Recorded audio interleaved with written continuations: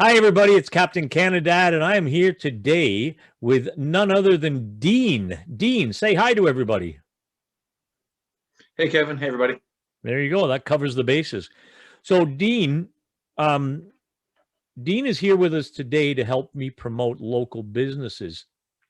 And I got to be honest with you, I've dealt with Dean on a number of occasions, uh, and I've always found him to be very, very pleasant to deal with, an excellent ambassador for the city of Hamilton, because he does provide a really good service for people. And I'm gonna give you the name of his store, which is New Two, the number two, U. And what Dean does is, if you've got something at home that you don't want anymore, he'll buy it from you and resell it in his store. So it's basically a used goods store, but instead of donating it, you sell it to Dean, and Dean sells it from there. So, Dean, that was a very brief uh, explanation, I guess, of what you do. So why don't you go into a little bit more details if you could? I mean, more or less have it, but yeah, it's simply a matter of eliminating the middleman. And you want to put you or become the middleman, right? So you can put something in the newspaper or on Kijiji and try and meet up with somebody, or just bring it to us. You're going to get less money because we're going to take our cut, but it's simple. You bring it in. If it works, we hand you cash. You go away. Okay. You have to wait till it sells to get paid or that kind of thing. Right? It's also, I mean, you brought up Kijiji. You hear all these horror stories about people meeting people on Kijiji.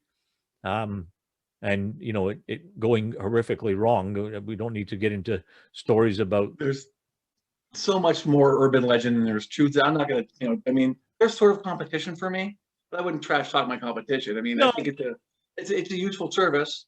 It's just that a lot of times you're going to post something on Kijiji, and after a day you're on page 4 and no one sees you again. And sometimes guys bring me stuff. They say, I've had this listed on Kijiji for a few months, hasn't gone. What do you give me for it? And I'll buy it and I'll sell it. Or the other half of my business is we sell things, right? If you're looking for something, you want a retro video game, you want to use electric guitar, you want a 20-volt DeWalt drill, come down to the shop, look around. We've got several thousand square feet of stuff. It's faster and easier than looking for it, hoping to find the thing you want online and whatnot. So Now, I know from personal experience that you handle a very clean business. And what I mean by that is, when you're dealing with used stuff, there is always a chance that it doesn't belong to the person who's selling it. Putting it lightly, right? Oh, hey, So, we're in downtown Hamilton, and we're not in obviously you're not talking about everyone having the utmost integrity. yeah, it's the way of the world, but there's nothing you can do about it. But we've prided ourselves on working very close with the police for years. I mean, years. So we've helped them, tailor the law. We've taught them some things. They've taught us some things. We have an excellent relationship with them. Everything we buy, you have to bring us government through photo identification that proves it's you. And you have to be over 18, so you have to be an adult, legally responsible for what you brought us. We'll buy it, and we'll type in, make, model, serial number, all the information about it, attach it to your client information, and send that off to the police. Then put your thing in our back room on hold for 30 days. If everything clears police check, then it comes on the floor for sale. So Perfect. At least then, yes, as a buyer or as a customer who's buying as opposed to selling, you know that you're getting honest goods, right? I mean that is the genuine hope. I mean, nothing's foolproof. Every once in a while, someone will come in. It's almost invariably the son, the daughter, the nephew that was staying with you, who stole something from your garage or from your purse. It's There's not as much what you might think of as outside crime, like bad guys stealing things from good guys. It just that's not typically where that would happen. Yeah. It's petty theft, I guess, is what the word And, for and it is. it's like I say, it's typically family. It's my son wanted money to go with his friends, so he took my whatever item from the garage and sold it to this place to get $20. That is when we do encounter crime. That's the majority of it, and that's not a high percentage of the stuff we see or do. It's not part of our day to day. No, Let's put it that no. way. But my point in bringing it up is just basically, you know, because if people have that doubt, then they don't need to, because your stuff is very secure to buy, I Well, guess. and that's the thing that like, with our business, so what we've tried to do is overcome the negative stigma of secondhand, right? Yeah. People always think, oh, things might be some dingy. No, it's a big shop. We warranty the stuff we sell. If you buy it from me and you go home, it doesn't work, you're going to bring it back and you back your cash, right? And we make sure that it belongs to the person that we bought it from, so it can belong to you. All those kind of, fears of the old shops from the 80s and 90s, they're all kind of gone, Yeah. right? It's So a very much above board, clean business now. excellent. I know there used to be a ton of places like your business, but they've all Well, gone the there were a ton of wayside. places in the same industry. They weren't like us, No, no, no, no. A ton of places that are similar to what you do, or Yeah. let's put it that way. But they've all gone the wayside. So that's something to be said for your business, because obviously you're doing something right. Well, I'll tell you what I did that's different. I used to work for there used to be a big company called Cash Converters. I had 52 I remember stores, it. right? That's where I think that's where you and I maybe met, back in the 90s. But they looked at the idea of how cheaply can I get your stuff and how much can I sell it for? Hmm. I don't believe that model is sustainable. If I buy something from you for $10 and I sell it for $100, when you walk in and see that, you're gonna hate me. Yeah. You're thinking about, and you're not gonna come back. Yeah. So I always look at the idea of, I want to buy things from you for about half what I can sell them for. And I'm going to tell you that right up front. There's no illusions. I'm getting half the money, but here's your cash. There's no surprises. And I deal with integrity that way. And it seems to be that makes people want to come back, right? I don't want to make $100 off you once. I want to make $20 off you every week for the rest of your life. Yeah. And that's not just altruism. That's good for me too, right? Yeah. And that's how I stay in business, is having you come back as a customer.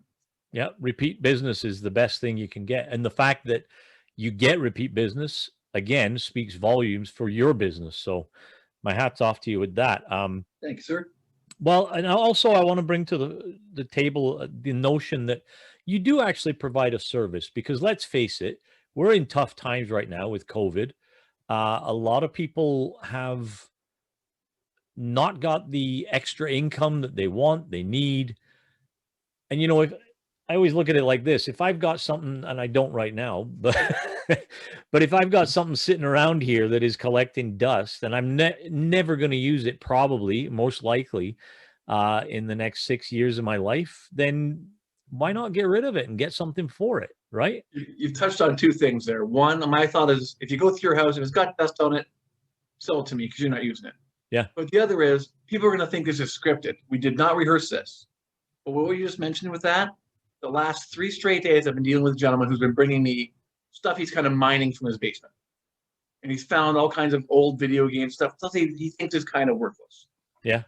And he's like, will you give me $20-$30 for this box of stuff? And I said, no, hold on there. And I went through, and he had a bunch of old games from a system called the Sega Dreamcast. Oh, I remember that. It was a good system. Not a currently popular system, and it wasn't the biggest system at the time, which creates rarity.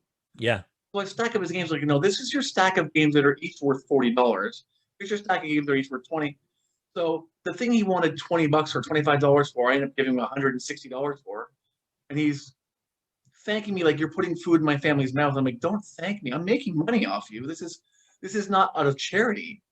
So he's come back subsequently with a bunch of fishing tackle he had in his basement, some old stereo equipment. What else can he find to get money? Because he and his family need cash right now. But yeah, and it's a symbiotic relationship. I'm not doing it as a charity move. I mean, I'm making money off everything he brings me, but he's super happy because it is, he didn't know where he was going to find money. And he thought, well, maybe there's some money in this thing I bring this guy. And so when he found more money than he expected, it made him happy. But, it wasn't out of, the goodness of my heart. I'm going to make $1 off this guy. Yeah. But it works for both of us. He gets money to do what he needs to do, and it's something he's not using. I had to, my hands got pruny with Windex cleaning his stuff up. So it's something he's not using, and someone else is going to love to get from us, right? Yeah. Well, I've got quite a few things from you guys, like looking around. I don't actually see anything in here at the moment, but I know in the past I've bought a lot of stuff. Well, you've seen me buy stuff from you, So and I've sold it. famously from you is the stuff you sold me. Well, yeah, because That Evil Knievel doll, that 70s Evil Knievel doll you brought us was great. Like, what a great piece of memorabilia.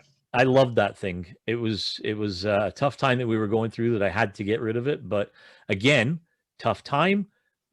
I sold it to you. I got some money out of it. I mean, it was sad that I had to sell it, but I had to, and you helped me out, and I appreciate that.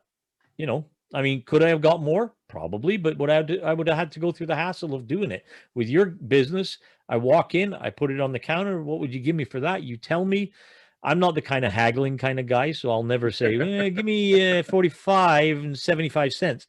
It's not me. So whatever you guys offer, I always respected the fact that it's a fair offer. And I come in, so I see the things that I've sold you for the price that you're selling it for. And I've never had any issues with the fact that you are selling it for more than you paid me for it. I get the fact that you run in a business, right? So it's reality. So we talked about a couple of things as the conversation has progressed. Along the lines of what you sell, so what you buy, even video games, tools, fishing tackle. I know from myself that I've had scrap jewelry that we've brought to you guys. Now, the jewelry that is sold to you, it doesn't all necessarily go to scrap, does it? Oh, no. There's more money for us in saleable jewelry, right? Obviously straight, just, scrap melt gold it's so easy. You walk in and say, here's my $100 bill, what will you pay me for it? And I say, well, what do you let me make? Yeah. It's just, you just put it in an envelope, it goes off to the smelter, you get your money back. There's no having to sell something, there's no warranty. I mean, scrap is easy. That's why there's a million guys in the scrap business. But for us, beyond the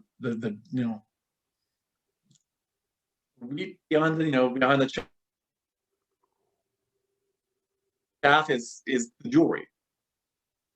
The actual, if you've got, those little colored stone rings, it's only 1 gram of gold. The gold melting guy's going to give you $15 for it. But that ring is something that we could sell for $69. So we're going to buy it for $35. The real value is in those pieces, things that we can sell. Or right now, silver is big, but silver itself is worth $1 a gram to melt. Wow. So a guy who melts silver is going to buy it for me for 20 cents a gram. Well, if you have good pieces, stuff that we think we can sell, we're selling that stuff now for $3 a gram. We can buy it for $1.50. Yeah. We can buy it for twice what you're going to get from the melter, right? So yeah. It doesn't sound like a lot until you have a significant amount of silver. Yeah. Right. You talk about not doing a service. Come on. Again, the services. I would never pretend I'm doing something for other people when it's for me. I mean, I keep my family fed, right? Yeah, but you do help a lot of people out, and I take if I had a hat on, I would take my hat off to you for doing that. So, well done. So, what other kind of stuff? Well, thanks. My pleasure. I say it like I see it. I'm not gonna sugarcoat stuff or spread bullshit. Like you said, these are not rehearsed. This is just flying off the top of my head and out of my mouth. Your viewers are going to tune in and see a love fest and think that that I paid you money. Well, I told you before I wouldn't turn this into a love fest. So all right, so they don't have to pull your punches, but yeah, I mean, other stuff we buy, crazy stuff. We love is crazy, like man cavey stuff, like a suit of armor, bearskin rug, ships in a bottle, neon beer signs, all that kind of wacky stuff that there's not really another outlet for. Yeah, you want that, and we're doing gangbusters business right now in BB guns and airsoft guns, and then like swords and knives and axes, both real and replica. Wow. If you have like a really good, like a couple $100 quality hunting knife, I can't keep that in my store.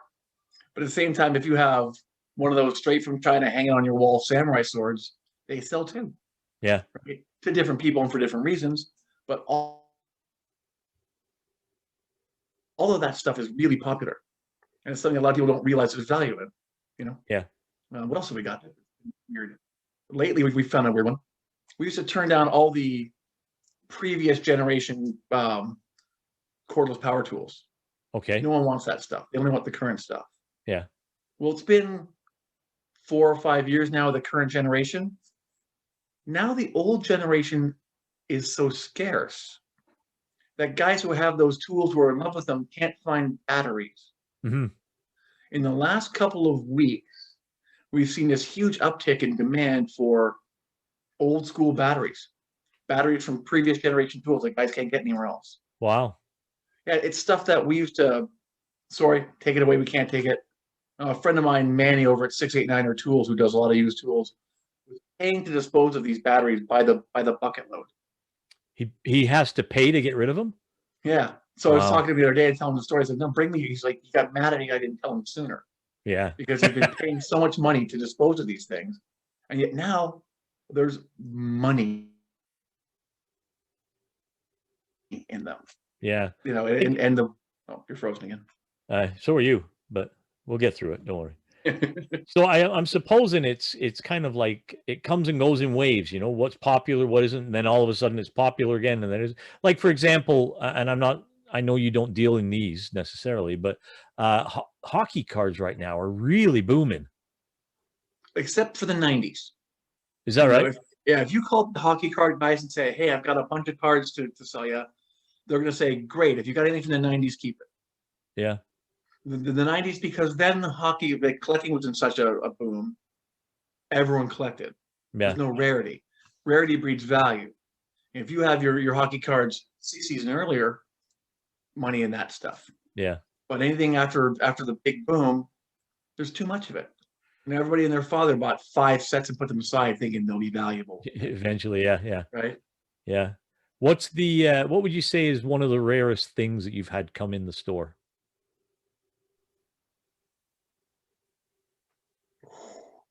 I mean, aside from obviously like large gemstones are valuable because they're rare, but we've had some neat things. You know, British SAS fighting knives, airborne fighting knives, really cool stuff. Again, you're tied into a military market as well as, you know, people who collect knives and swords, and so you've got two markets when they overlap. Yeah. That's really good. When you're dealing with 70s or earlier toys that still have packaging, you see some rarity there. What all your viewers might have in their basement now, maybe their kids grew up playing Pokemon cards. That's suddenly become popular again. Yeah. What happens is a generation of kids plays with a toy. Then they give up the toy. Then they become adults and they get some money in their pocket, and then they want to recapture their childhood. So every 5 or 6 years, a new video game system becomes the hot video game system. Mm-hmm. It was original Nintendo,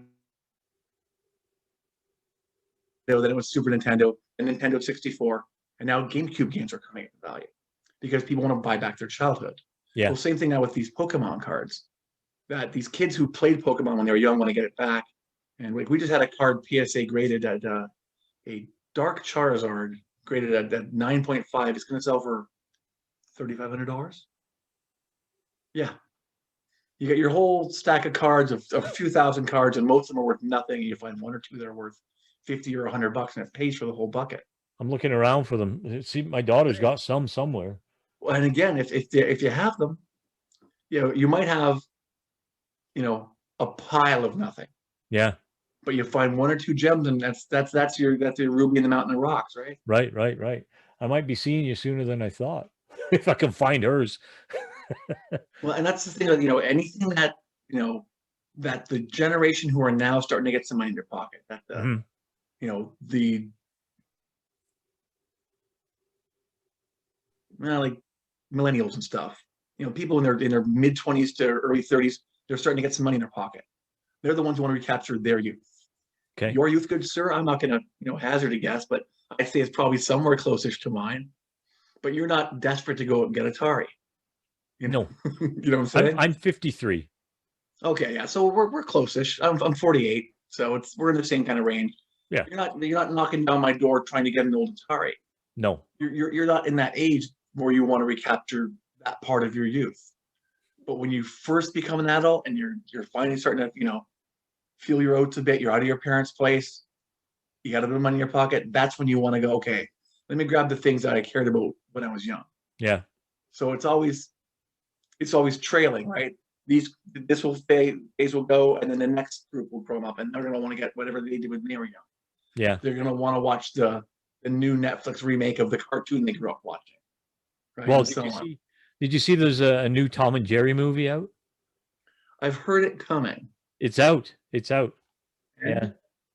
Haven't watched it yet, but I plan on it. I'm gonna get access to it. Let's just leave it at that.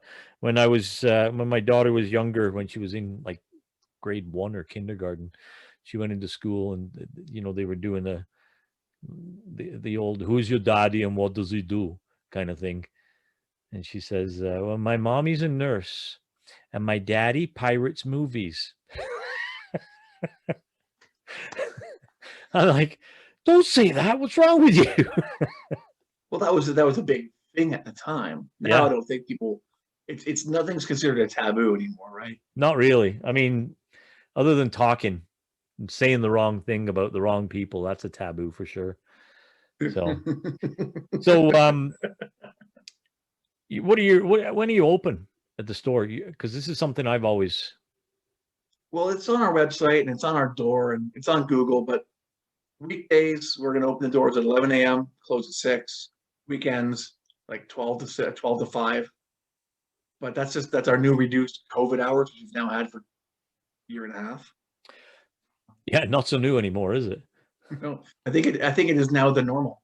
Yeah, right. Who knows when this is going to end? But if you are buying stuff, your buy area closes half an hour before you. Half an hour earlier to give us time to catch up and buy it all. Yeah, right. If you walk in 2 minutes before we lock the doors, and as happened last night, a guy showed up with 5 big Rubbermaid bins full of stuff. Oh crap! Right before we closed, Oh. and I'm like, "You came all the way here. I mean, the buy shop's been closed for 20 minutes, but all right, we got 9 minutes to get through all this stuff. Let's see what we can do." Yeah. Started digging through it, and there's a knock at the door, and there's a lady standing with a Rubbermaid bin. So I let in his wife, not his wife, just another customer who showed up 4 minutes before we closed with a bin of stuff. So we dug through it, what we just as fast as we could get things tested and make sure, okay, all the discs are in your video. All right, here's your money. Yeah. But it meant that when I came in this morning, I had to go in this morning and actually finish cleaning the stuff and type up all the other stuff in the computer. It gave me an hour of work to unlock the boards this morning. But yeah. I wasn't going to send the guy home with all that stuff just because it was, everyone gets one. We tell all our good regular customers who show up right before we close, all right, you get one. The next time, try and remember. Yeah. Well, and you know what? Your staff are awesome too. I've become friends with a few of them because you just get to know them over coming in there, but they're very personable. I like at least half of them, Yeah. The half that you let in the front of the building, not the basement. Well, there's quite a few have been in this basement with me, Is that having a couple wobbly pops and such, and Yeah. Oh yeah, they're a good crew. They are a good group. What is that? A bottle of vodka?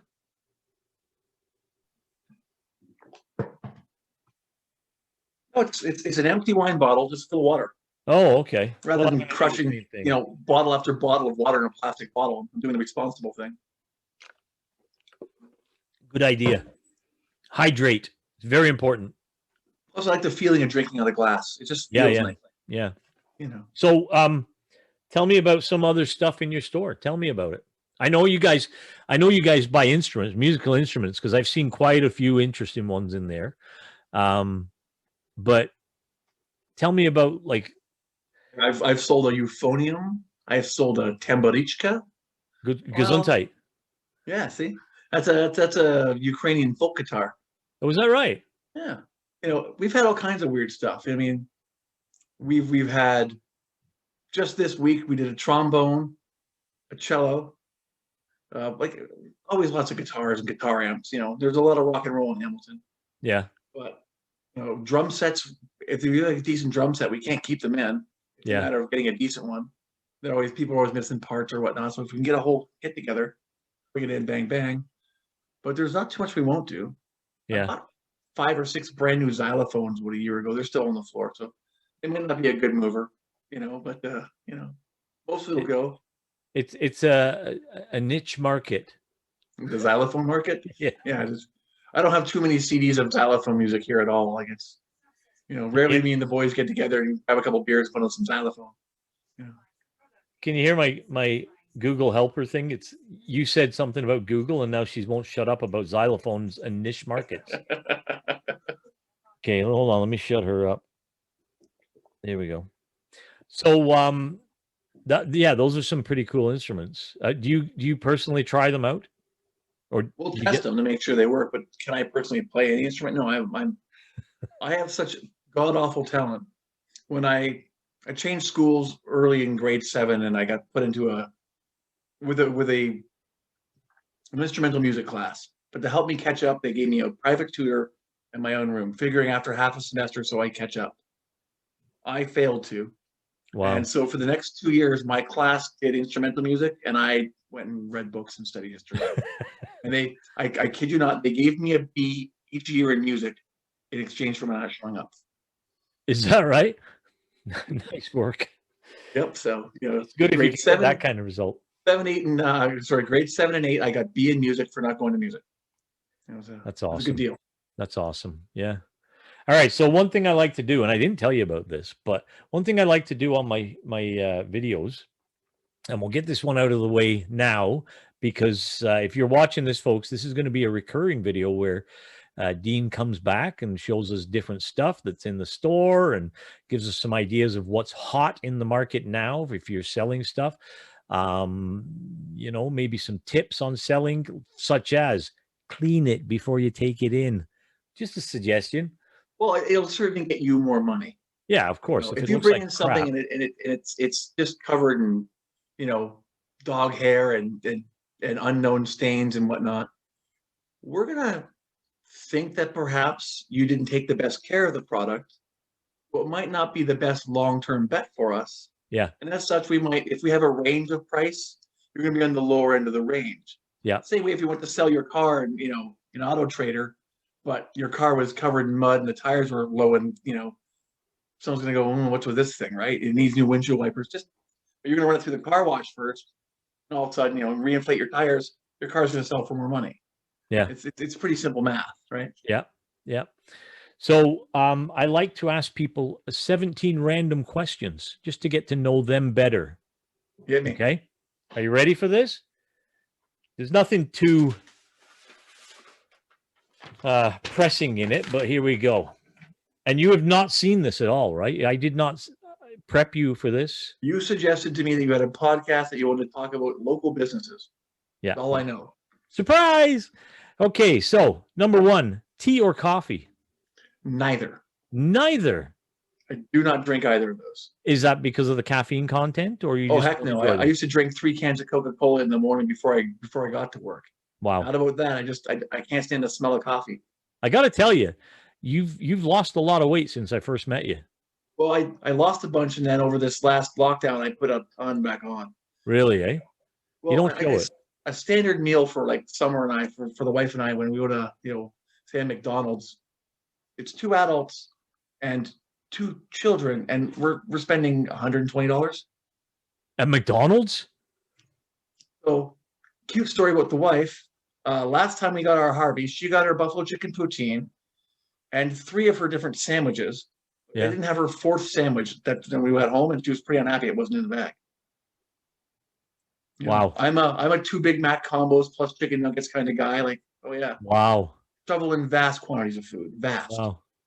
Yeah, I'm kind of. Yeah, we're not endorsed by either McDonald's or Harvey's, so we'll move on. I eat at every single fast food place. It's okay. Yeah. What is your favorite fast food? Well, I think Wendy's double classic with cheese, the Dave's double, is the best fast food hamburger. Really? I don't think you can argue that one. It's hard. It'd be hard to put 2 burgers down, and Five Guys is great, but I don't call them fast food. No. I personally, for burgers, I've really taken a sliding towards the Whopper lately, and I don't know why, because I haven't had one. Because you like mayonnaise. The Whopper is basically just mayonnaise. Yeah, but I also really like Harvey's. Their burgers are, to me, they're just so juicy, and they're flavorful. Yeah, now their Angus burgers have a bit of a stringy texture to them. Do It's a they? bit strange. Yeah, as opposed to their regular burger, their Angus burger. But I mean, I'll eat them both, and I Yeah. have. And Yeah. And my favorite fast food place is Arby's. oh, Love the roast beef and the curly fries. the beef and cheddars, but I get them on a regular bun, not on the onion bun. Yeah. And then and I always get like 5 or 6 beef and cheddars, and then 1 cordon bleu. 5 or 6 Just beef and cheddars. then you got to get the cordon bleu to break it up. But yeah, Yeah. Well, you might be working your way to putting the dye in diabetes, but that's okay. We'll work on from that. Cats or dogs? cats. Cats? You have cats? Mhm. Yeah. How many you have? 3. 3 cats. Yeah, the kids and then the wife all say they want a dog, but the dog is work, and if they don't do the work, it'll be just one more job for me. Yeah. Okay. And I don't want cats are not work. Cats No. don't want anything to do with you unless they they'll come say hi a bit, but they're not constant work. Yeah. I can scoop a small box. I'm not going out and clean stuff out of my yard. You need. We just recently became parents, I guess, or owners of a teacup Chihuahua. So you have a cat, it just barks. Yeah. Right. So yeah, she's very cute. A lot of fun. But I was talking to some ladies today. We were having a conversation about something, and they were saying something similar to what you were just saying. Extra work, extra work, extra work. And I I made the big mistake to make a joke, and I said, we need to get yourself a wife because they take care of all that crap. So so that yeah made me popular. They may have gone over like a fart in a diving helmet. Yes. Yeah. Yeah. Most embarrassing moment that you would like to share? Yeah. That's tough. That's a deep question, I know. I have a lot of them, like a colossal amount of them. Like I own a bar. Yeah. Yes, you do. And let's give that bar a shout out. It is the George. Yeah, the restaurant now, the George Hamilton, but I also used to own an actual bar up in the mountain, or 2 of them actually. Up on Upper Gauge and Upper Ottawa, right? Or Upper Ottawa. Ottawa and Fennel. Yeah. Yeah. We used to have the poorhouse up there, and so I've done a lot of things that stories that start out with 9 tequilas, and then I have lots of those stories. I got this bad boy on my arm. What's that from? So 9 tequilas, and then right. So there's plenty. Yeah. Wow. My most embarrassing thing this week. Okay. Yeah, we can narrow it down. Yeah. So keep in mind though, it's only Wednesday, eh? Yeah, it's a short week so far, but yeah. A business partner of mine is building digital scales. Okay. And he has a whole bunch of little computer things called Raspberry Pi. Yes, I've heard about these things. He ordered 200 of them, only needed 100 for his project, asked me to sell the other 100 for him on eBay. Okay. So I listed them on eBay, and a fellow bought 10 of them from me. Out of the crate that my partner brought me, opened them up, took out these 10 boxes, put them in a container, shipped them off to this guy. He complained to eBay that I scammed him. I'm like, what's going on? Boxes were empty. So I went and checked, and my partner brought me the box of all the empty boxes. Oh, not the my box God. of the full ones. So I had to apologize to this guy, give him back his cash. He fully understood, but it's like, yeah, that's we just shipped somebody 10 empty boxes. Wow. She just said, well, maybe the delivery guy ate the pie. I don't know. Yeah, what are those things about? I've got a friend of mine, very good friend, in England. Shout out to Pete. Go Leafs, go. And Pete is big into technology like that. And he keeps suggesting to me that I look into getting one of these things. Well, they're highly adaptable. Okay. You can use the Raspberry Pi. They're little, like, very easily programmable little computers. You can use them like those, like Kodi boxes that people use for getting TV. Okay, yeah. But also, if someone in the Middle East wants to buy one, I can't ship them there because they use them to make IEDs. You can program them to do a lot of things. They're just highly programmable, very flexible little computers. Wow. Yeah. Well, Pete isn't in the Middle East, so we're good to send him one if he wants to buy one. They're not really that expensive either. I mean, there is some that are, but from what he's told me and what I've seen, they're not really overly expensive, but they're very $40, $50. They're very useful. So, do you use one yourself? No, I don't really have the need. Yeah. For yourself, and I'm sure you get all kinds of access to this, Xbox or PlayStation? And I'm not talking from a resell. From where I'm sitting right now, Yes. on the desk in front of me, there's one PS4, one Xbox One. On that TV there's one of each, plus a Switch, TV in the living room, Switch, PlayStation 4, Xbox One. Oh my In goodness. my poker room, just the PlayStation 4, PlayStation 3, PlayStation 2. So I'm gonna say PlayStation, just based on the fact that you have more of that brand. Well, the other PlayStations are because there's a lot of fighting games that my friends and I like to, have a couple drinks and play Yeah. that we grew up on, and a lot of Street Fighter, that sort of thing. Okay, gotcha. My son's my son is on the Xbox with his friends to do Fortnite and to do Minecraft. That's why the Xbox is, it's every system has its purpose. Yeah. The Switch is primarily a Mario Kart machine, although Okay. I prefer Mario Kart on the Wii. Everyone's got their thing. I want to get my daughter one of those switches that hooks up to the television. They're dynamite. It's a really nice system. Yeah, let me know if you get one in, eh? We get them, they just go. Like That's probably the next time I get problem. one. Yeah. They go like stink, especially now during with lockdown. Yeah. People Like are- all the high end systems go fast because people are stuck at home playing games. Have you had a PlayStation 5 in yet? No, No. I mean there's not enough in the market yet. The guys are still selling ones used or at or above retail, Yeah. and that's not something I get involved in. Yeah.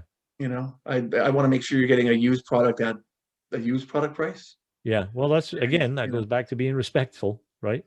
but also, I mean, if I do that with you and send you a highly, like a really expensive but somewhat volatile piece of technology, I'm going to warranty that thing, and that to me is spooky until they've got all the bugs worked out, Yeah. or it comes down to a reasonable price. Yeah. So probably by mid to late this year, they'll have met the market demand.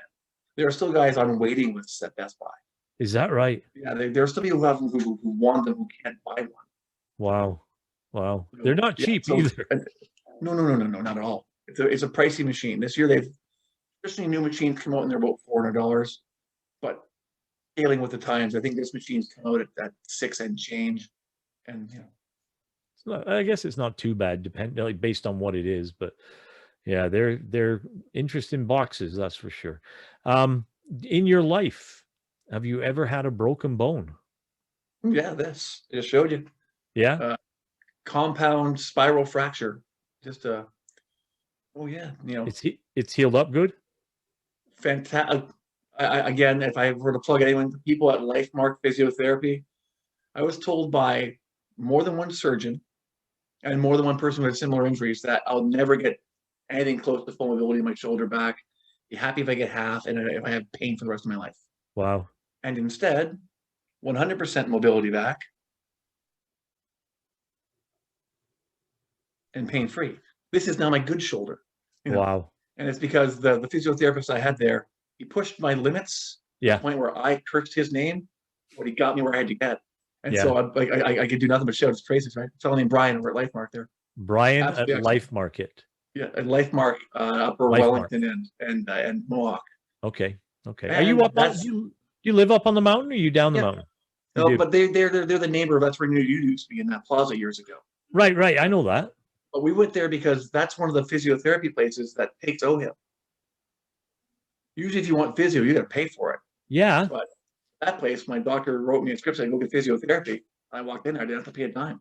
Fantastic. I got to write that down because I can't lift this arm past there, and I can't lift this arm past there. I need replacement shoulders. I'm Well, living I'll tell you, 24 hours a day in pain. that shouldn't be. It's horrible, honestly. It really is. And I've lost a lot of like any muscle that I had, I can't do anything. So I've lost it. Well, there's also, I mean, you have your physiotherapist, and you also have the guys there who are taking you through like exercise therapy. Yep. And muscle building. And again, great guys on that half of the building too. Yeah. Everyone in that place was super friendly with me.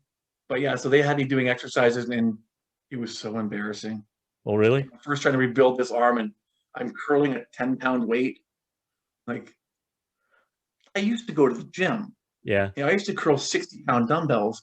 I'm curling a 10-pound weight and it's struggling. But they walk you through everything. They're showing you, here's an exercise you're doing this exercise for this reason, not Yeah. just because I told you so. And they brought me through, and then every couple of weeks they'd reassess.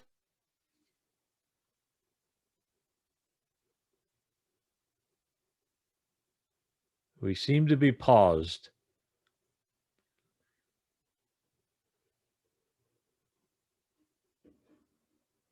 And only for the purpose. Oh, there, you're back now. I thought you were. Pause. There's a movie out with Amy Poehler and what's the one that's always with her? The dark-haired one. She's pretty. Tina Fey. Okay. And they're talking to their parents on like this kind of thing. And all of a sudden the parents go, and they're like, you're frozen. And the parents go, don't move, don't move. Nice. And they're going, just so because they don't want to talk to their kids They're anymore. just trying to end it. Yeah, they've had enough talking to them. But that's the old school, making a static noise and saying you're going through a tunnel, yeah. right? Okay, iPhone or Android? Android. I had iPhone, went to Android. I've gone back and forth, and I just can't stand I couldn't stand the intrusiveness of what Apple wanted to do. Yeah. You have to do things our way. I can't just drag and drop stuff. Do our thing our way. Yeah. I'm with you on that one. Celebrity that you would like to meet. It doesn't. When I say celebrity, it doesn't have to be a celebrity. You can, as somebody that you would want to meet, dead or alive. Well, I prefer live. Okay. Who would it be? Right. Ooh, currently, maybe Douglas Adams, the author. He's funny. Douglas Adams. Why do I know that name? What did he write? Hitchhiker's Guide to the Galaxy. Okay. Yeah, you're actually, I think you're the second person that said that in my shows. Yeah, he's just clever. But I mean, there's so many interesting and creative people. And then there's so many people you just see as somebody like, I just like to have a beer with that person. That person seems fun. Yeah. That's fair. You could. I think it's part of the reason why some people become famous, is because you think, yeah, I like that person, right? Yeah, that's fair. That's a good answer. Favorite vacation destination? If only I had one. Oh, you don't have a vacation. I've not taken a vacation. You've never in your life taken a vacation? I have not managed to do so. Wow. I started to start this business. I was working 7 days a week, 12 hours a day, right? Yeah. Now I'm there less now finally, but yeah. Wow. I finally took my family on a quote unquote vacation last I guess now a year and a half ago, last summer of 2019. When you could. We went to Radville, Saskatchewan. I hear it's lovely this time of year. You haven't heard of Radville, Saskatchewan ever before? I think I went once and it was closed. It's 1 hour south of Regina, and it's just a farm town. But it's where my mom came from.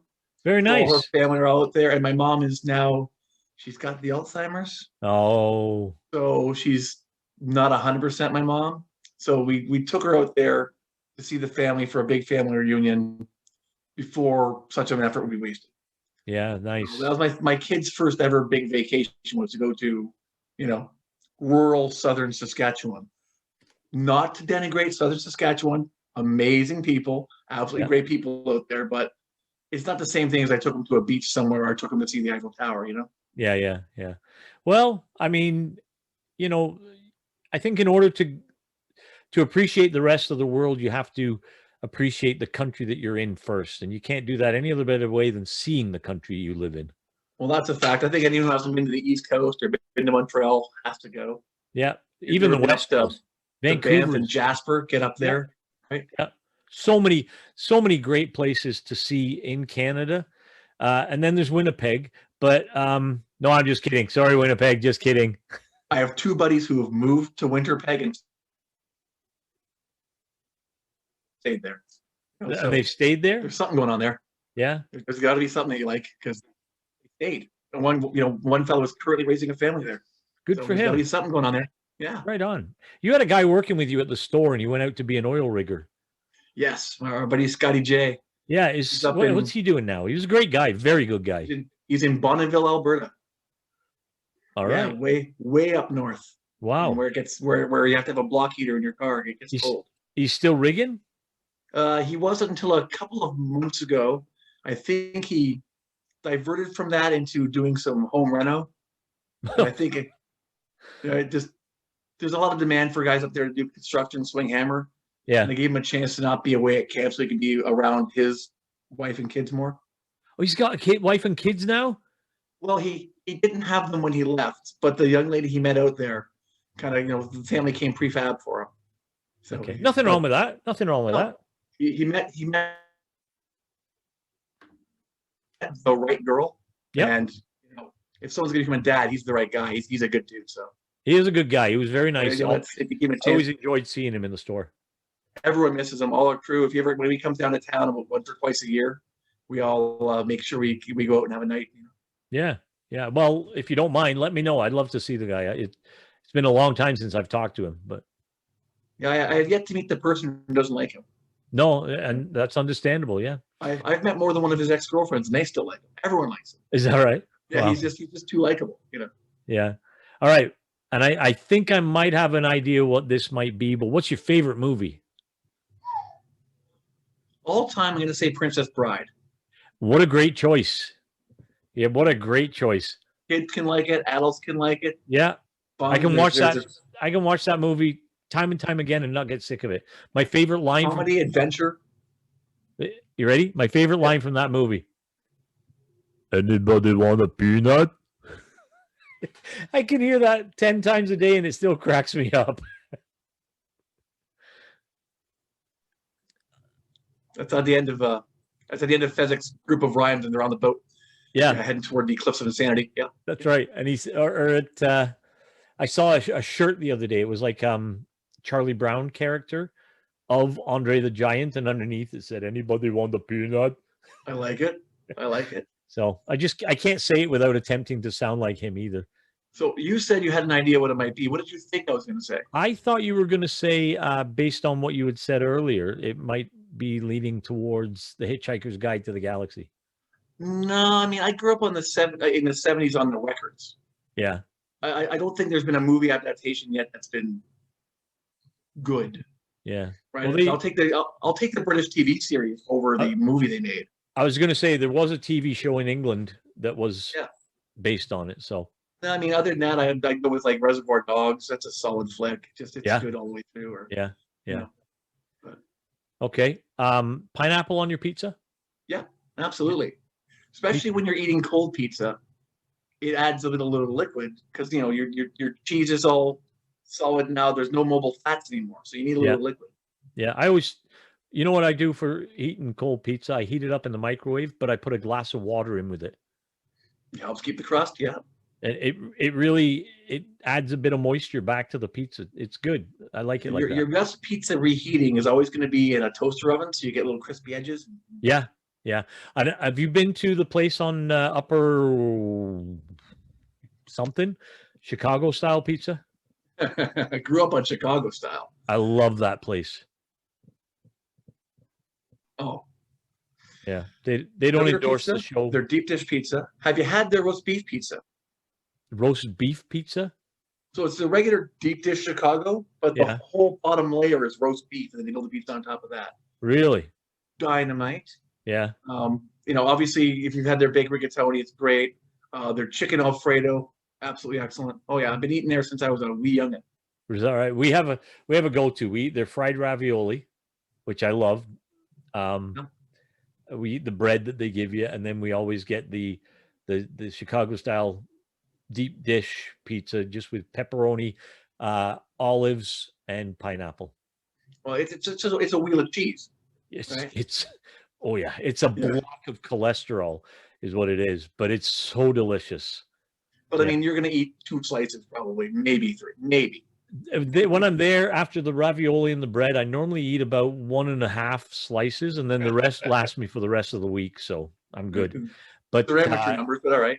Yeah, it's I figure if I eat enough of stuff like this, my arteries will be so hard that I'll be bulletproof, and then I can be a superhero. There you go. I'm in. Yeah. Okay. So, real or fake? In general? No, Christmas trees. Oh, okay. I saw where you were leading, and in the first case reel, in the Christmas tree area, I'll less fire hazard. I'm not cleaning up needles off my carpet. I'm not killing a tree. Yeah. And so, yeah, fake is good. Okay, good. That's good answer. If you could have one do-over in life, what would it be? Can't do any of them. There's so many events in my life, so many things I've done that I wish I could do differently. But I'm a big fan of the whole butterfly effect idea. Yeah. You know, if you don't stub your toe talking to that girl at the high school prom, maybe I don't have my son and my daughter right now. Yeah. I change one thing, it changes everything, and I'm pretty happy where I am. I'm happy with the people in my world. I wouldn't want to lose any of that. That's awesome. What about one time I bought this television and I shouldn't have?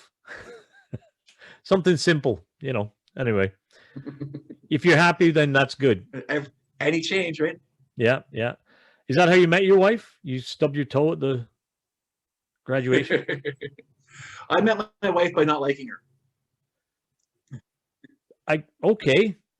It's a relatively long story, but basically, at my one shop in Mississauga, a guy I know wanted to hire her based entirely on her looks, so he could hit on her while she worked there. Nice. I kept refusing, and finally I said, you can hire her on two conditions. One, that she stays out of the room I'm working in, so I don't have to deal with it. And two, that she signs a waiver that she won't sue the company for sexual any sort of sexual misconduct, right? For any workplace misconduct, because I know you're going to hit on her. This is, by the way, before my own store, back when I worked for someone else's company. They both agreed to all that. And when she signed the contract, I said, wait a second, you're 17. Oh, you can't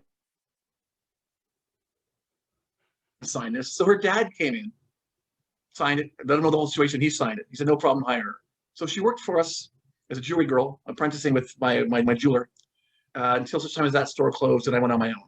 After I'd been on my own for a little while, a fellow who was working with me at the time really wanted to hire another jewelry person and contacted her unbeknownst to me. I was living in Hamilton, running a store in Ajax. wow. He hired her. She lived in Mississauga and didn't drive. So I had to drive into Mississauga, pick her up and drive her to Ajax through morning traffic, and then drive her back home and come home at night. So it put me in a car with this girl 3 to 4 hours a day. Yep. Just her and I in a car. We got to know each other pretty well. And my distaste for having her in my world did a bit of a 180. And so eventually her and I became, more friendly. Yeah. She's the mother of two of my children. Congratulations. That's quite the story. I only have two, so both my children. Yeah, that makes sense. That's quite the story. I like that. Very well done. Congrats on that. Well, thanks for that. The next question I already know the answer to, but I'm going to ask you anyway. Oh, yeah, I'll ask you this. Musical instruments, do you play any? Moving on. Favorite binge TV show or movie series? See, I don't rewatch. Okay. My favorite one will be the one I'm on any given one time. All right. I will say this past lockdown, the wife and I discovered Yellowstone and did all 3 seasons of that. Oh, wow. Yellowstone. Yeah, Kevin Costner as a grumpy old rancher trying to keep his family together. Okay. That one worked. We're up to date on Grey's Anatomy, on Shameless. You're the Worst is fun. You're the Worst.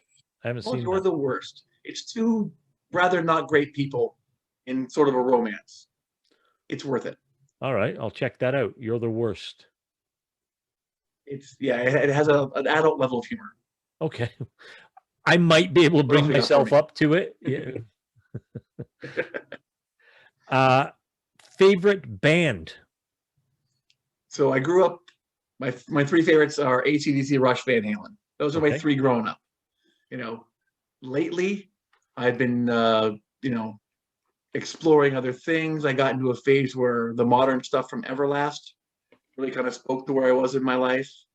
I've dug into a lot of good drinking country lately. Yeah. Yeah, I'm sort of all over the board, but you know. Are we talking Toby Keith drinking Well, country?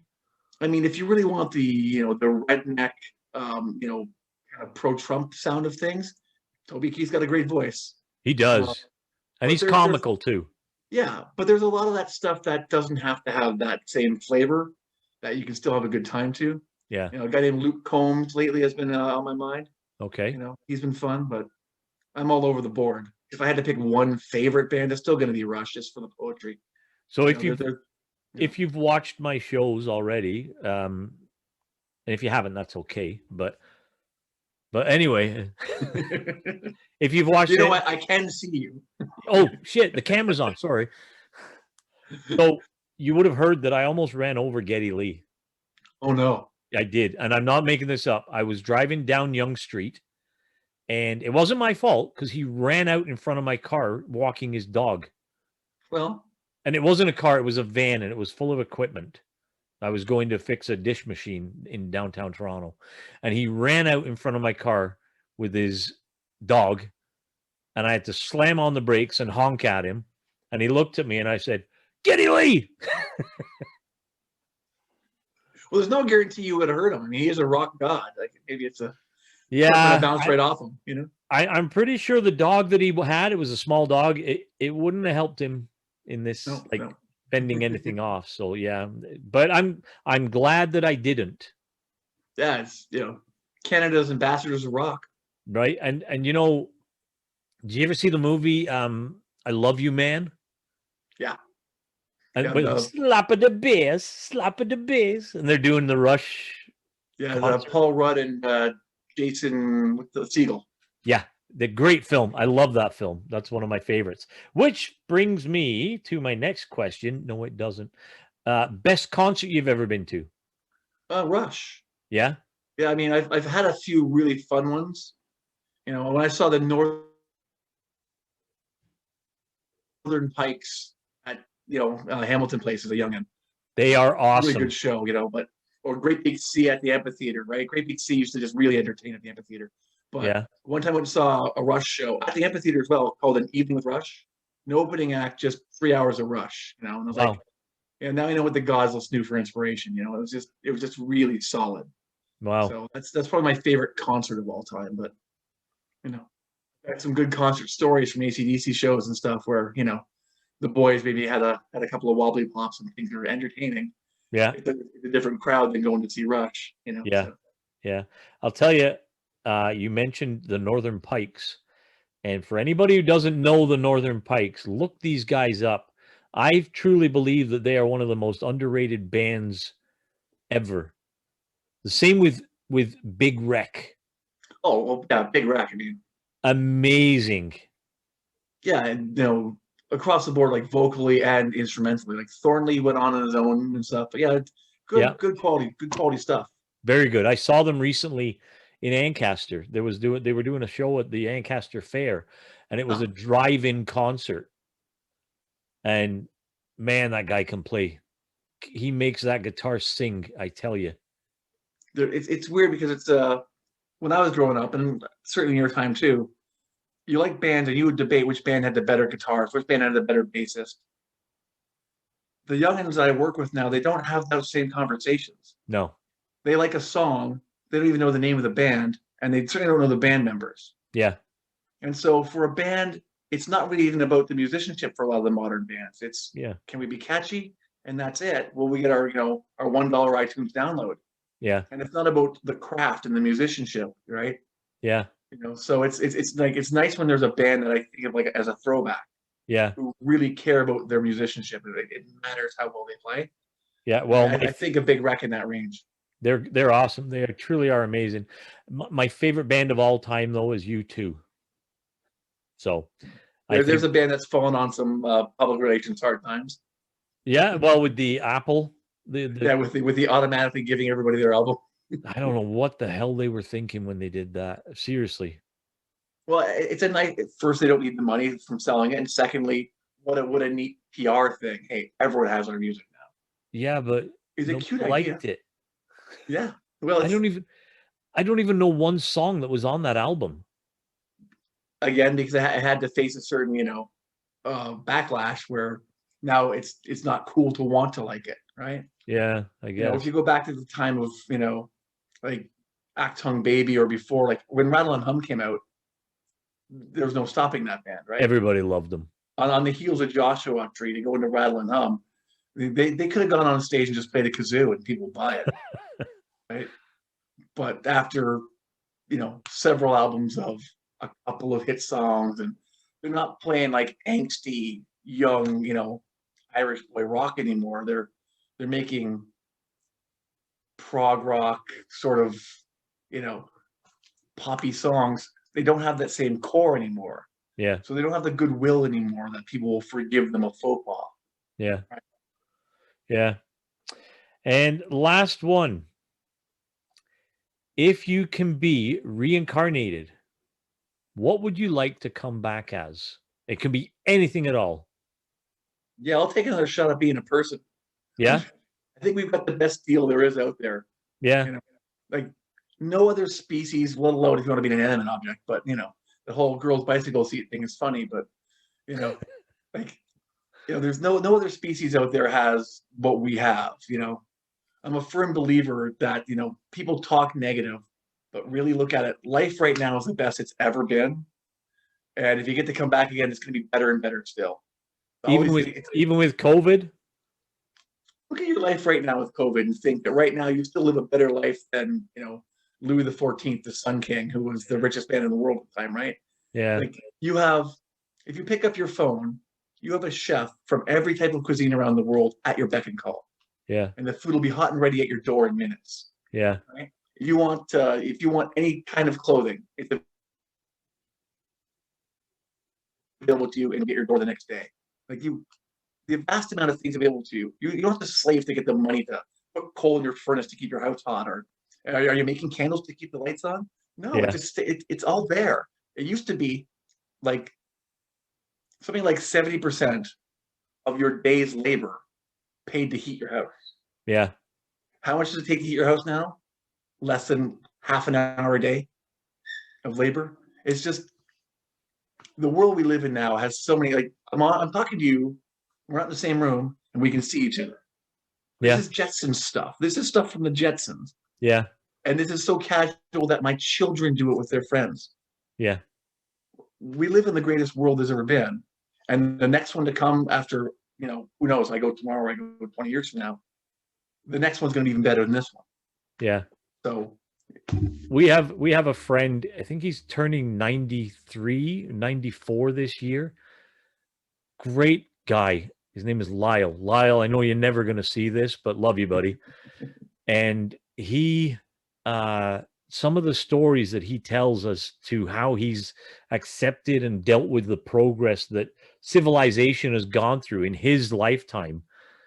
It's impressive, and it's amazing to think about it. I mean, when I was born, we'd never been to the moon. We hadn't even been in space. And now we're on friggin' Mars watching high definition images of Mars, I grew up and you grew up with, there was the phone was in the house. It was probably in the kitchen and screwed to the wall. Right? We had it on I have the first, now people have, not, you don't just have a phone in your pocket. In your pocket, you also have a computer and a television yeah, and access to every bit of information ever. The age of not knowing something is over. Oh, yeah, I don't know. Who was that? Who's in that movie? Oh, I don't know. Yeah, you do. Hey, what's the weather going to be tomorrow? I know. You know everything always. It's Star Trek. Or another one. What's the name of that song that's playing? You used to have to wait to listen to see if you were lucky enough that the DJ told you. It would tell you. But now you just push a button on your phone and it says this is who it's playing. Yeah. So you'll go right to the video or to the Wikipedia page, and know everyone who's involved, every artist. Yeah. The age in which we live is so stunning, and everyone takes it for granted because they've grown up in it. Yeah, had you not grown up in this, you would not take it so much for granted. Yeah, right? They expect it. Like you and I, we have a different perspective than the millennials, 20-year-olds, the 25-year-olds who work for me. They've never been around before the internet. Yeah, there's always been an internet their entire life. I'm pre-internet. I remember when there were some bulletin boards you could go on and maybe download something. But when the internet was first starting, a couple of friends and I got hired from people out of the States to help them build the first internet mall. And Wow. we were web designers. Yeah. None of us programmers. I was designing an internet wall in a sketchbook, an art sketchbook, Wow. right? I'm pre-internet. Yeah. These kids, the internet's been there their entire lives. They've Yeah. never experienced life without Google. That's right. Yeah. Like it's a whole different world. Everyone's always had a cell phone, always. You know, you would think it would make them smarter with having access to every piece of information you could ever possibly want to know, but they're idiots. No, I'm just kidding. It might be that Einstein thing. Why memorize something I can look up easily, right? That's true. Yeah. Yeah. That's a very good point. So those are my 17 questions. And I'll tell you what, I've said this many times before, but when I'm asked what I would like to be reincarnated as, I always say the same thing, and that is that I'd like to come back as my daughter's children because I want to see how she became as a parent. Ooh, interesting. Yeah. You know, there are some moral things you have to think about through that, you know. I don't want to. Right, yeah. But overall, it's a good idea, you know. And to be honest, Dean, I hadn't thought of those things at all until now. So There's some things about that statement that come in a little odd, right? yeah. You know? No, But let's just think of it as the innocence and beauty that it is. what if you just stick around and see what kind of parent she becomes? Oh man, I'd be crusty by then. Like Crusty now, what's the difference? well, yeah, but I'm crusty like in a I don't know. You'll get to be the grandfather who spoils your daughter's children, right? That's fine. Yeah. Well, I plan Yeah. on being that anyway. I mean, she's going to get back what she's given to us right now. I promise you that. So that's my questions. Now, All right. you tell me, talk to me about your business. Is there anything you want to say in addition to it? Oh, criminy. I mean, sure, but if your audience isn't bored of me by now, No. So I think I was telling you before this whole started. I came to you with a thought, which was a theme for my week. Yeah. The whole theme for the week was don't throw it out. Right. My landlord's clearing out a room in the basement. He's getting rid of some old computer servers and stuff, and making space for us to put in more storage. And he said, so I guess I'm going to take the hard drives out of these servers and smash them, and we can throw the servers out. And I said, why? He said, well, I have to protect the data that's on the hard drives. I said, well, then just blank the hard drives and sell the servers. He's like, well, who'd want old servers? I just went online, looked about him. Yeah, he's got servers that are going to sell for a couple $100 each US. Well, you're going to throw $600 in your garbage bin? Yeah. I'm not that rich, right? A friend of mine I was talking to about, strange enough, this cello that a friend was wanting us to look at. It's got some damage, it's a bit dinged up. I'm talking to my friend who's an instrument expert, and he says, yeah, that thing's going to cost more to make perfect than it's worth. So it's probably worth nothing, just throw it out. And I said, well, is it worth like $50? He goes, oh yeah, it's easily worth $50. I said, would you take $50 out of your pocket and throw it in the garbage? Yeah. Yes, you're right. Yes, I am. And this has been a recurring theme with my week of people having things that's probably not worth anything. Yeah. Maybe it is. Maybe you ask someone else first. Call me. Yeah. You know, before you throw out, that old, vintage board game, for instance. I'll show you one. Hero Quest. That's a game I played when I was like young, right? I loved it. Well, my kids decided, that they were kind of interested in some of these kind of more role-playing Dungeons and Dragons-y kind of things. So I thought I'd buy a copy. Nice. Try and find a copy of that game right now for less than $300, and you'd be the luckiest man in Southern Ontario. Wow. Someone might have that in their basement, think, it's an old game. The kids haven't played it in years, and don't throw it out, right? We had the same thing, like I was telling you before, with some of those old tool batteries. Don't throw that out. Yeah. We had at one point when I opened my second store, my Entertainment Overload store. Yep. Okay. We filled the wall with just all these 1990s, all the modern Star Wars figures. We're selling them all for $1.99 each, right? Because they're all garbage, Yeah. Also, somebody brought me a bag of them the other day and said, "Yeah, I know these things are only worth $1, but whatever." So like, I gave him his buck. Then I went through and looked, and oh no, there's a few of these that are rare, that they're $40 figures. So I had to call him back up and say, "Hey, next time you remind me, I owe you this money." Paid over the extra dollars because he has stuff we thought was junk turns out not to be junk. Were they opened or sealed? Well, they're all sealed, but I mean, Nice. sealed from the '70s is money.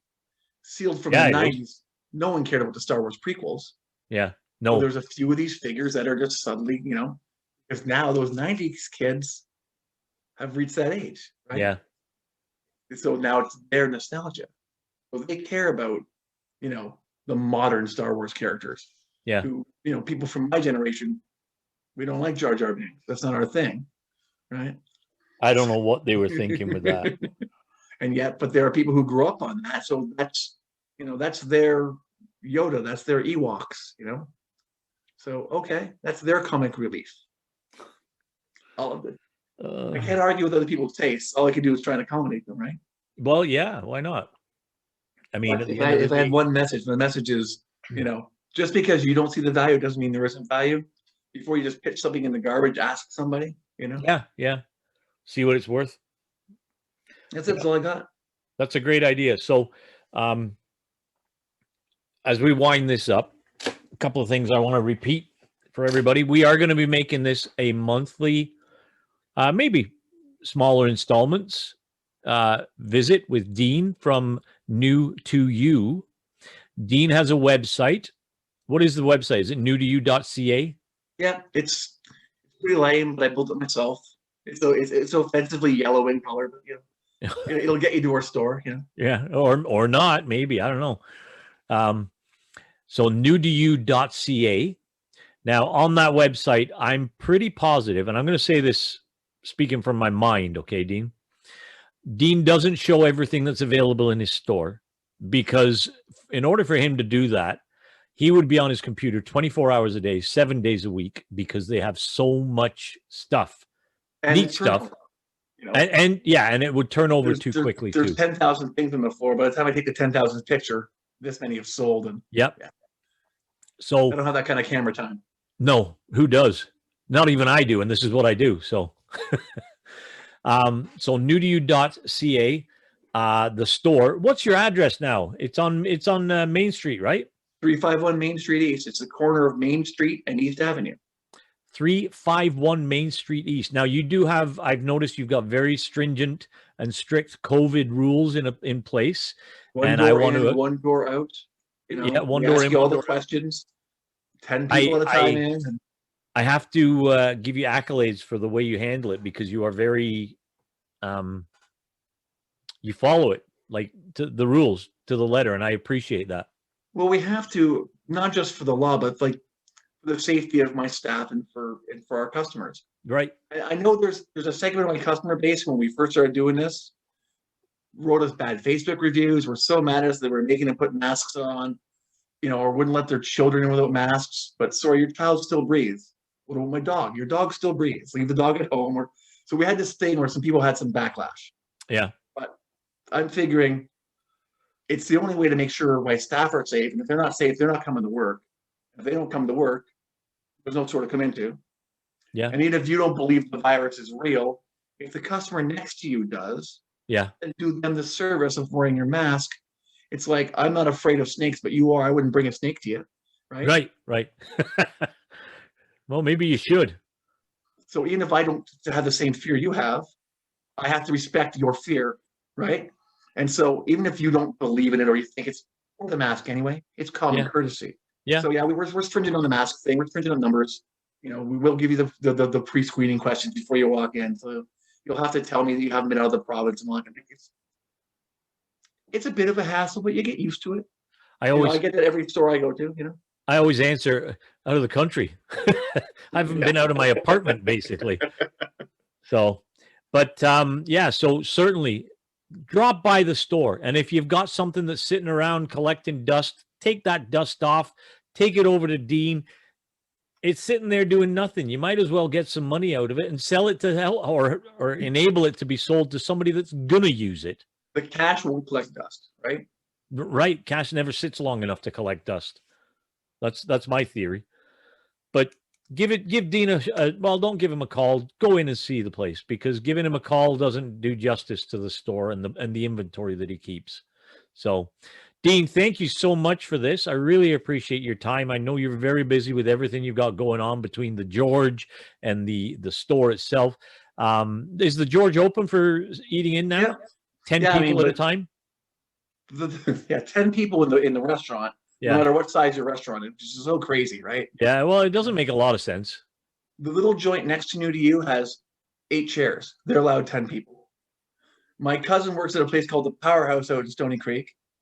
If you put 10 people in the Powerhouse, they couldn't hit each other with a baseball, but Yeah. they're only allowed 10 people. I know Like it's insane. Like there should be a percentage of capacity, but it's just across the board 10. or it And- should. I think it should be based And on 4 to square a foot. table. Yeah, and it's only 4 to a table. So if you're a mother and father with 3 children, you can't sit at the same table together. Well, no, then that creates a massive fight, because who's going to get to sit alone and enjoy their meal, right? Right? So there's a few weird things, but yeah, the restaurant, and of course, it's always open for takeout. Yeah. Had a menu meeting today. Actually, it's where I, one of the places I was before this. Yeah. Nice. Nice. Any new dishes coming to the menu? Yeah, we've run against this thing where every time we try and be a little more foodie, like 'cause I'm a food guy. Yeah. The foodier the dishes, the less they sell on the menu. Okay. We're doing on our La Padella, on our pasta menu that we're doing online. We have a cavatappi alla vodka. Well, the problem with that is people see alla vodka and go, "What does that mean? Is there vodka in my spaghetti?" And what's cavatappi? So that one doesn't sell real well, even though it's a great dish. If I put fettuccine alfredo on the menu, it's going to sell. Yeah. It's right. Our aglio e olio sauce not moving super well, and so on. It's because the stuff that sounds foodie, guys like me who watch Food Network and eating all those kind of places, we love it. But the regular people who come to our shop, at least, we sell a ton of burgers and fish and chips and French fries and and chicken wings, kind of the heartier kind of comfort food stuff. Yep. So with our pasta menu, for our pasta side of things, I'm going to have to take out some of the shishi pastas and put on lasagna and fettuccine alfredo. Just to, Yeah. I think that's where our market wants to be. I mean, we're selling a ton of meatloaf right now. And you know what? I have to, again, giving you kudos, but I have to acknowledge the fact that when it comes to business, you do know your market. You know exactly the people that you're dealing with and new to you, and you cater your business to them. I don't think I've actually eaten at the George. I was up at the one on Upper Ottawa, that place there one time. That was a bar. Oh, geez, man. Well, we ate supper there. So well, thank you for your patronage. yeah. I mean, let me feed you from my restaurant, But that's what I was just going to say, but we'll talk about that after filming. So anyway, drop by the George on King. No, Main. Yeah, King. Corner of King and Bay. Okay. Yeah, and I'm all about corners. Yeah, right. And always, if you have anything that you're not using and you want to get some money in your pocket, take it over to New to You. They're great staff, great business mottos, the way they handle everybody. You won't be disappointed. Tell them I sent you, and they won't give you any discount or extra money, but at least they'll know that you came in as a result of seeing this. Right, Dean? Well, I don't know if we'll let them know if they know you or something, but yeah, they'll say, yes. Who? Yeah, Kevin who? Captain Canada had told us to come in. Who? Oh, that name isn't known to my crew. Not yet. My crew know he was Kevin. No one knows he was Captain Canada down there. Yeah. Do you have superpowers or what's going on? I can't tell you on air. All right, fair. No, it's fair. Yeah. I make dishes of food disappear in a single bound. I know a guy can help with that. I don't need any help. I'm doing all right. Guys, thanks for watching. If you like this episode, please remember there are going to be more coming up. Dean, thank you once again for your time. I look forward beyond belief to the upcoming episodes. Folks, give it a look. Simple as that. Everybody, thanks for viewing. Hit subscribe, hit like, Thank you for your time again, and go do something great.